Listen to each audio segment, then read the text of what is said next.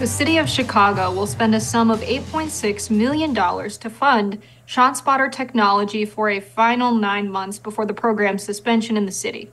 The Chicago Sun-Times reports that last-minute negotiations to extend the program led to a 9-month contract that's costing taxpayers 5% more than the previous 12 months of the program.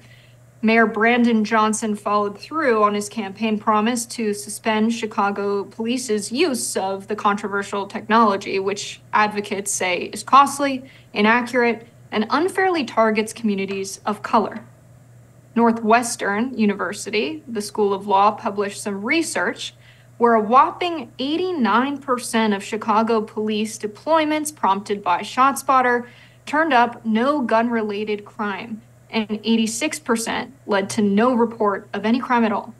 Police advocates, on the other hand, say Shotspotter is a necessary and helpful tool for Chicago cops who last year dealt with 617 murders and over 2,000 shootings. Down south, the city of Durham, North Carolina's Shotspotter contract led to quicker responses and more arrests. A new report shows just 2 months after the city ended its contract. Per CBS 17 News, the report noted that for incidents that generated both 911 calls and Shotspotter alerts, the likelihood of arrest or evidence collection did not increase. There was one such incident that allowed officers to get to a shooting victim more quickly, potentially saving that person's life. Durham police are advocating for the program's reinstatement. So, Jessica, I am troubled by Chicago deciding to get rid of the Shotspotter program. I think it's an important tool to add to policing, especially as we've gotten away from stop and frisk type policing. This is an acoustic program. Basically, they put up these monitors around the city, and they can alert police when there are gunshots, and police can respond to incidents more quickly. It's particularly helpful when there's not a 911 call to go along with gunfire, which is about 80 to 90% of incidents where guns are fired in the city. Most people don't report it because it's sadly in some of the more crime-ridden neighborhoods sort of a matter of course that you would hear gunfire, and so most people don't end up calling 911. So I'm curious about your thoughts on it, whether you support the ending of the contract or think that they should have continued the program as a tool for law enforcement to use to hopefully prevent gun violence in Chicago. Yeah, I think a cost-benefit analysis here, which seems to have been done, shows that it's really not worth it when you're seeing over 80% of the calls that are the result of this technology, signaling that there was a gunshot and police need to arrive, 86% showing no crime at all, over 80% showing there was, no evidence of a gun being fired. To me, when I look at the cost of the program, that's really not worth those results. So ShotSpotter's own website says that the technology costs $10,000 per square mile to initially install, and then $65,000 to $90,000 per year per square mile to maintain the technology. The Chicago Police Department's covering an area of 237 square miles. Now, Chicago's mayoral office is saying they've spent over $48 million since just 2018 on this technology, spending $8.6 million for just 9 months of this technology. That's sending police to places where crimes aren't being committed. It seems to me a bad use of police resources.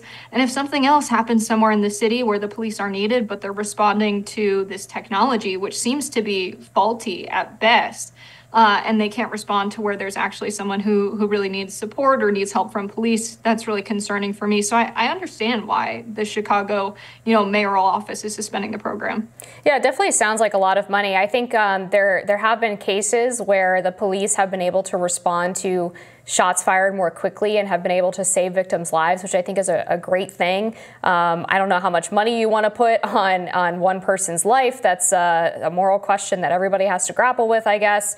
But I've spoken to people who have been working with this technology. I was in Suffolk County in Long Island not too long ago with the DA's office, shadowing him, and they had recently implemented it on September 6th. And they pointed out that one of the reasons why the rate of not finding a crime when they go to a gun, a spot shot or alert is so high, 80 to 90%, is that they often get people who are on scene who are covering for the alleged gunman or gunwoman. So there was a massive uptick, for example, in the number of people who were reporting fireworks in the middle of in cities in Long Island, people reporting cars backfiring.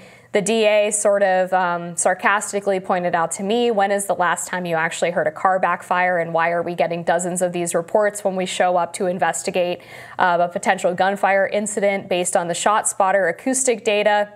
And ultimately, the technology, despite these potential roadblocks, ended up being very useful for them. They were able to identify 50% more potential shootings. There were 102 total incidents with a possible 222 rounds fired, including 67 incidents with one single shot, and then the rest with multiple shots fired. And they point out that it helps in the course of police work too, because when they get on scene, when this gun has been fired, they can either recover casings that could be tested to find if they were used in the commission of other crimes, which has happened in some cases, where they discovered that a shooter who was at this scene, they get alerted to it from Shotspotter, they collect the casings, they're able to match it to a previous murder or manslaughter or shooting. And they also can pool license plates in the area for, let's say, 20 minutes before the shots were fired to 20 minutes after, and find out who was responsible for the incident. So I think, the benefits of this are tangible, they're real. Chicago, unfortunately, because of Mayor Brandon Johnson's campaign promise to get rid of this, waited so long to negotiate how much the city was supposed to be paying for it, that it ended up becoming more expensive, which was a shame. I think if he had just gone ahead and renewed it when the contract was up, then they could have gotten a more reasonable price than what they're paying now. Right, yeah, spending $9 million a year for technology that's sending police to locations where 86% of the time the crime's not being committed at all.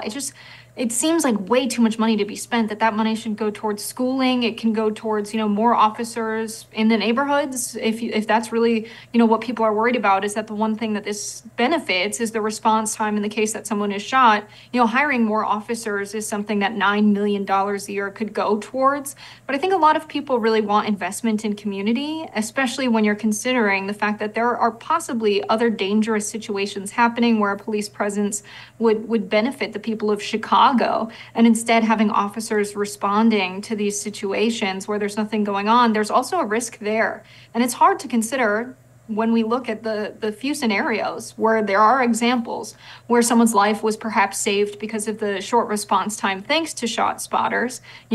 Is someone's life valued at $9 million? I think a lot of people would grapple with that moral question. But we also have this impossible calculation to make of what's the cost of police officers spending so much time responding to calls that are actually nothing. Are they not responding to other calls that are something? But that's not something we see reflected in the data. But we also have Cleveland and Seattle, which have tested out Shotspotters and have also done away with the technology. The researcher on this Northwestern, paper that came out in 2021 by their School of Law, Jonathan Maines, just said it seems the technology just doesn't do what it promises to do. That's not to say they can't, hone in it and work on it in the places where it's successful, like Durham, and then deploy the technology with the promise that they've made the necessary improvements.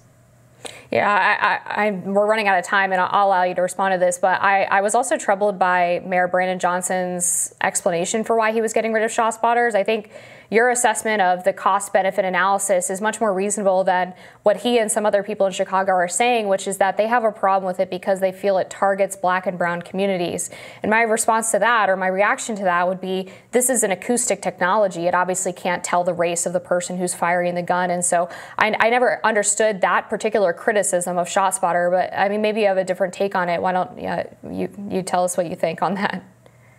Yeah, it seems to me from his anecdotes that it's about the location of Shotspotters. It's not covering every square mile of Chicago's police's jurisdiction, which, as I said earlier, 237 square miles. That's huge. ShotSpotter's cost, according to their website, being $65,000 to $90,000 a year, very expensive. That would be over $15.4 million annually. For the Chicago Police Department, saying they're only spending, $9 million a year does prove, what the mayor has said in previous statements, which is that the technology is not deployed at every neighborhood. So having it in some neighborhoods that are predominantly brown and black, but not others, I think is where that comes from. Yeah, I guess my pushback on him making that argument would be that it would make sense to have the ShotSpotter acoustic technology in neighborhoods where gun crime is higher. And unfortunately, it happens to be the case sometimes that is in majority black and brown neighborhoods. That's going to do it for us this week. Jess, as always, a pleasure spending Rising Fridays with you.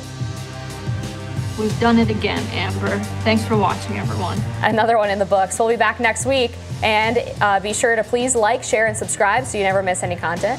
And for those of you who like to listen while on the go, we are now available anywhere you listen to podcasts.